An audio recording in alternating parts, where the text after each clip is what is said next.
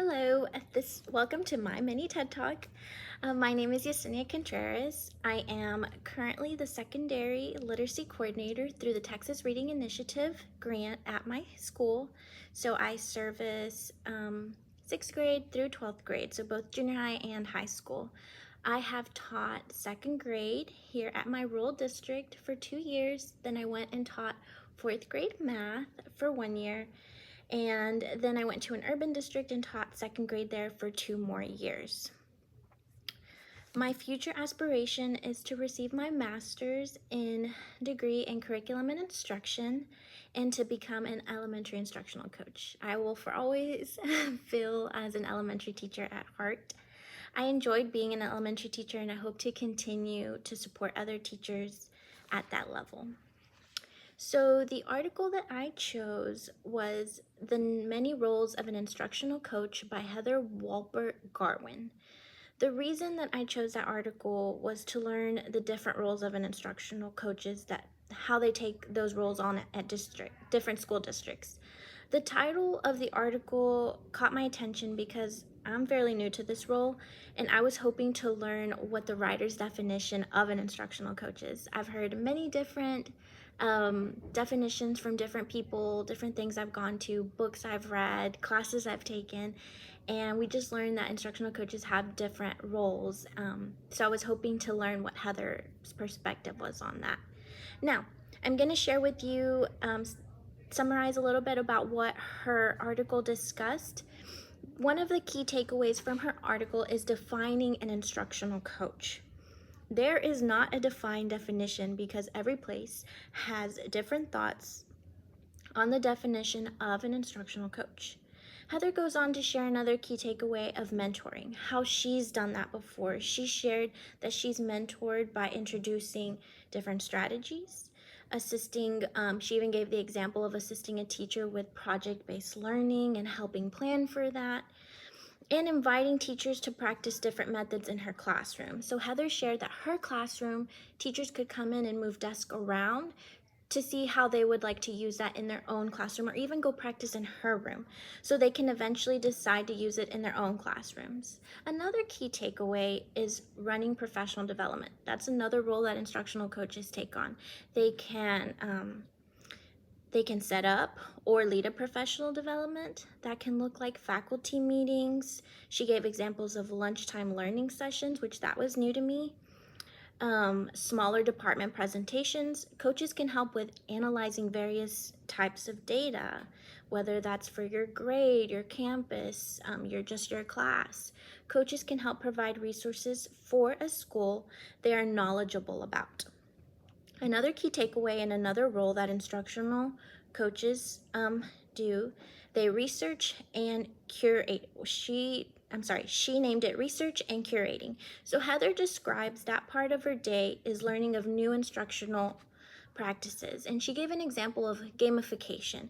She goes and learns about it so she can bring it back to her teachers. So the learning tools to share with her teachers, she shares that she organizes resources that she shares with teachers through newsletters, and we'll talk a little bit more about newsletters later. She also shares resources with parents on a website that continues to grow over the year where they can access it, and again, it has a lot of resources. Now, another role, and this was also new to me, I had not thought about this, but instructional coaches can help with publicizing. They can help the community learn through social media or various outlets what things are happening at the school. So because instructional coaches help plan and are behind the scenes with the teachers, they know, hey, this activity is going to take place this day, or this lesson, the teacher is going to teach this, and they're able to share with, their media specialist what is taking place. So coaches are aware of what students are learning and how they are learning, and because they have planned with teachers. So another role that instructional coaches take is being a change agent. Heather shared that instructional coaches are changing the landscape of education. She informed us through the article about a group of coaches called Instructional Coaches Consortium in California, Arcadia Unified School District. They have made a coalition. So they have made their group where they can come together and support one another so they themselves can be better coaches for their districts and their schools. Then Heather gives some advice for administrators. She shares that administrators should provide teachers with time with their instructional coaches and encourages and invites teachers to teach teachers. She encouraged that model of learning from your peers and teaching teachers as well. Now, here, Heather gives advice for the instructional coaches. So we learned the different roles of the coaches. She gave advice to administrators, and now she's giving advice to coaches. She gives 10 tips for coaches. The first one is reach out to all of your teachers. Even if your teachers do not respond to you, she says, reach out. Regardless of how they feel or how they react to you, don't take it personal. You reach out to all of them because that is your role. She also says identify all the strengths that all individuals bring to the staff. So helping them identify, what am I really strong in? What can I do? What can I bring to the table? And then encourage teachers to use their strengths into leadership roles. Maybe they can be team leader, maybe they can lead a committee. And that's our role to help them identify and see those strengths in themselves with our conversations, different coaching cycles. That is our duty to help them and encourage them into those leadership roles. Now this one is true, and I agreed with Heather in this. She says that coaches, you gotta be consistent. If you say, I'm gonna send a newsletter at the beginning of the month or middle of the month or end of the month, you need to be consistent every month, not just start it. And we know that starting something can be easy and then forgetting about it. School gets really busy, but she encourages be consistent. She also shares with instructional coaches, think outside of the box. Don't just say in the same things or teach the same way or always have the same PD. Change it up. Think of different ways, bring out that creativity. She also said, take some items off of teachers. And this one I'm going to talk a little bit more later because she says, step in, teach the class for them so they have extra time. Or if you can cover something, go ahead and do that as well. And then structure your role. So make sure that you are defining what your position is, what you do, how you're an instructional coach. Learn how to approach others. Make sure that the way that you're communicating with someone, that you are being appropriate, you're being kind, you're being professional. What way do you talk to your coachee or your teachers? And most of all, she says, keep learning, make it fun, enjoy learning, because that's what we're here for, and that's what we want our teachers to continue to do, is also learn. So we must be that example. And share everything, resources, your time. Of course, those private coaching conversations, those are just for you and your teacher. But if you have knowledge about something, let's share it.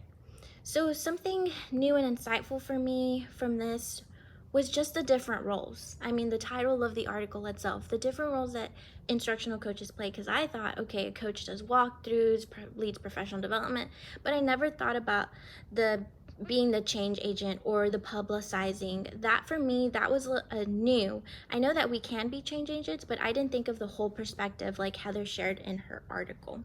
So now, what concepts can be applied? The concept discussed in the article can be applied by every instructional coach.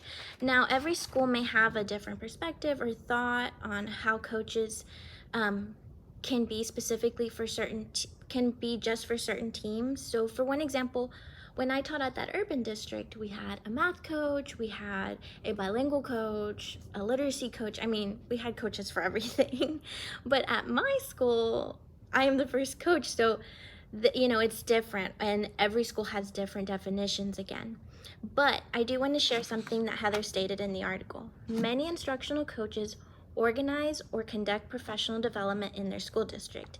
That is one concept that can be applied to coaches who can lead professional development, whether on adopted curriculum or teaching specific strategies. So, like she said, you can conduct it, but the instructional coach can do so much more. They can lead it, they can teach specific strategies.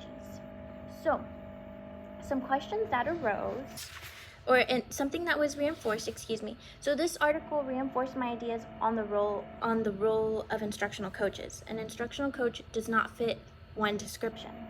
Even if a coach is only a math coach, they have the opportunity to do the same with the information shared in the article. which focused on content. For example, the coach can, my example was, um, that if the coach is just a math coach, that doesn't mean that they can't publicize. If they need to share what's happening in the math, they can let the media specialist know. Now, here are my wonderings. I wonder if some schools have instructional coaches who simply just run professional development, who solely focus on professional development, or is there a balance between going into the classroom and leading professional development? So there's just other things that I'd like to know about instructional coaches. A part of the article that I found confusing and made me feel a little bit uncomfortable is when the instructional coach are encouraged to step in for the teacher to give them extra time to prepare for another strategy. That is encouraged. I understand that time is always an issue. Been there, we've all been there, whether in teaching or a different role in school. However, my concern is with that strategy, how do you balance it where you're still building that relationship with your teacher, but not letting that power or that time be abused? Because yes, you definitely want to help and build your teachers and provide that time, but I'm just worried like if someone wants to take advantage of that just to get another period off. So maybe with healthy boundaries, you could have let that happen, taking some time off the teacher. But that was my only wondering and concern. I think this article for me reinforced my belief that I will always be a teacher at heart. Even though I have physically left the classroom, I've not stopped being a teacher. In the article, Heather says, they don't abandon their role of a teacher. On the contrary, they celebrate teachers by embracing all the elements of the profession and sharing their learning with others. And that's exactly what we do as instructional coaches.